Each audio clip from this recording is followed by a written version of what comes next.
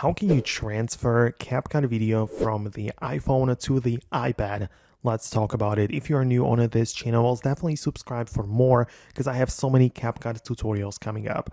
Right, so it kind of depends on what you exactly want to achieve. Because if you, for example, finished the video editing and you now have a clip in the photos gallery, right, like the finished edited one, you can use, for example, the airdrop feature to just move the video from the iPhone to the iPad, or you can share it in other ways as well, like upload it to the Google Drive or whatever, right?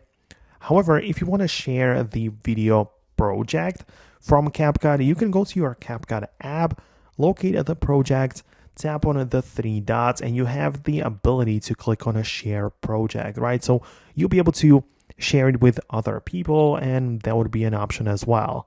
Or you can also just sign in to the very same account on both your iPhone as well as iPad's CapCut version. So you'll be able to access the very same files, the very same projects, and all of the other things which you can find on both devices, right? Because it's just going to be the same account, right? So these are all of the ways how you can kind of transfer the CapCut video or projects between your iPhone and iPad.